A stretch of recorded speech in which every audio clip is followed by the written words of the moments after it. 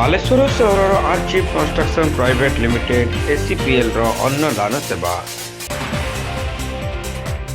ବାଲେଶ୍ୱର ସହରର ଅଗ୍ରଣୀ real estate developers and builders archive construction private limited ବା ଏସିପିଏଲ୍ ପକ୍ଷରୁ ନିରନ୍ତର ସମାଜ କଲ୍ୟାଣ କାର୍ଯ୍ୟ ଜାରି ରହିଥିବା ବେଳେ ବୁଧବାର ସନ୍ଧ୍ୟାରେ ଗରିବ ଏବଂ ଅସହାୟ ଲୋକମାନଙ୍କୁ ରାତ୍ରି ଭୋଜନ ପ୍ରଦାନ କରାଯାଇଛି। ବାଲେଶ୍ୱର ରେଳ ଷ୍ଟେସନ ନିକଟରେ ଇତସ୍ତତଃ ବୁଲୁଥିବା ଗରିବ ଲୋକମାନଙ୍କୁ ଏସିପିଏଲ୍ ଅନ୍ନଦାନ ସେବା ଯୋଜନା ଅନ୍ତର୍ଗତ ସୁଷମ ରନ୍ଧା ଖାଦ୍ୟ ପ୍ରଦାନ କରାଯାଇଛି। ଏସିପିଏଲ୍ର ଚେୟାରମ୍ୟାନ୍ ମନୋଜ କୁମାର ମହାନ୍ତି, ନିର୍ଦ୍ଦେଶିକା ସ୍ୱପ୍ନ ମହାନ୍ତି ଏବଂ ସଙ୍ଗୀତା ମହାନ୍ତିଙ୍କର ପ୍ରେରଣାରେ କମ୍ପାନୀର କର୍ମଚାରୀମାନେ ଏହି ଖାଦ୍ୟ ବଣ୍ଟନ କରିଥିଲେ। ବ୍ୟବସାୟ ସହିତ ସମାନ୍ତରାଳ ଭାବେ ସମାଜ ସେବା ପାଇଁ ନିର୍ଦ୍ଦେଶିକା ସଙ୍ଗୀତା ମହାନ୍ତି ସର୍ବଦା କର୍ମଚାରୀମାନଙ୍କୁ ଉତ୍ସାହିତ କରିଥାନ୍ତି। ସେହି କ୍ରମରେ ପ୍ରତ୍ୟେକ ସପ୍ତାହ 3ରୁ 4 ଦିନ ବାଲେଶ୍ୱର ସହରର ବିଭିନ୍ନ ଅଞ୍ଚଳରେ ଗରିବ ଏବଂ ଅସହାୟମାନଙ୍କୁ ସୁଷମ ରନ୍ଧା ଖାଦ୍ୟ ପ୍ରଦାନ କରାଯାଇଥିବା ଏସିପିଏଲ୍ର କର୍ମଚାରୀମାନେ କହିଛନ୍ତି। ବିଶେଷ କରି ବିଭିନ୍ନ ଛକରେ ବୁଲୁଥିବା ନିରାଶ୍ରୟ, ଭିକ୍ଷାବୃତ୍ତି କରୁଥିବା ଅସହାୟ, ରିକ୍ସା ଚାଳକ, ଶ୍ରମିକ ପ୍ରଭୃତିଙ୍କୁ ଅନ୍ନଦାନ ସେବା ଯୋଜନାରେ ସୁଷମ ଖାଦ୍ୟ ପ୍ରଦାନ ଏହିଭଳି ସେବା କାର୍ଯ୍ୟର ମୁଖ୍ୟ ଉଦ୍ଦେଶ୍ୟ ବୋଲି ସେମାନେ କହିଛନ୍ତି।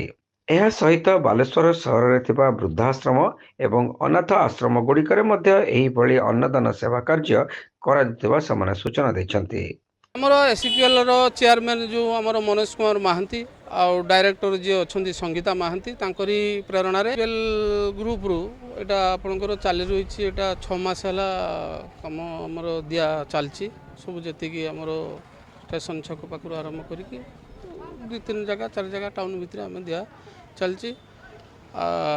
ଏଇଟା ହେଉଛୁ ମାନେ ଚାଲୁ ରହିବ। ଏଇଟା ଯେଉଁଟାକି ଭଲ ଜିନିଷ, ଏଇଟା ଖାଇବା ପାଇଁ ପାଉନାହାନ୍ତି କି ଯେଉଁମାନେ ଭୋକର ରହୁଛନ୍ତି ସେମାନଙ୍କୁ ଯେମିତି ଭୋକର ନ ରହିବେ, ଗରିବ ଶ୍ରେଣୀର ଲୋକମାନେ ଯେଉଁମାନେ ରହୁଛନ୍ତି ଷ୍ଟେସନର, ସେମାନଙ୍କୁ ଯେମିତି ସବୁଦିନ ଆମେ ତାଙ୍କ ଖାଇବାଟାକୁ ଯେମିତି ଆମେ ତାଙ୍କ ମୁହଁରେ ପହଞ୍ଚାଇ ପାରିବା, ସେଇଟା ପାଇଁ ଆମେ ସବୁଦିନ ଚେଷ୍ଟା କରୁଛେ।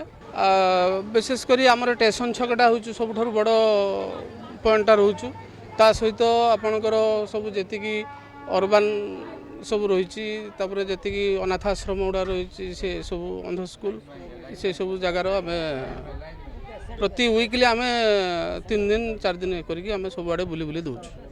ଆହୁରି ସୋସିଆଲ କାମ ଗୁଡ଼ାକ ସବୁ ହାତକୁ ନେଇଛନ୍ତି ଆମର ଏସିପିଏଲ୍ ଗ୍ରୁପ୍ର ଯେଉଁ ଆମର ଡାଇରେକ୍ଟର ସଙ୍ଗୀତା ମ୍ୟାଡ଼ାମ୍ ରହିଛନ୍ତି। ସେ ସବୁ ସେଗୁଡ଼ାକର ସବୁ ଆଗେ ସେଗୁଡ଼ା ସୋସିଆଲ ୱାର୍କ ସବୁ କାମ ଗୁଡ଼ା କରିବା ପାଇଁ ସେ ବହୁତ ଆଗ୍ରହ ହେଇକି। ପ୍ରଭାକର ଦାସ, ରଜତ ନନ୍ଦୀ, ବସନ୍ତ ମହାପାତ୍ର, ଅସରଜିତ ଏବଂ ସୁମନ ପ୍ରମୁଖ ଏସିପିଏଲ୍ର କର୍ମଚାରୀମାନେ ଉପସ୍ଥିତ ରହି ଏହି ଖାଦ୍ୟ ବଣ୍ଟନ କାର୍ଯ୍ୟ ପରିଚାଳନାରେ ସକ୍ରିୟ ସହଯୋଗ କରିଥିଲେ।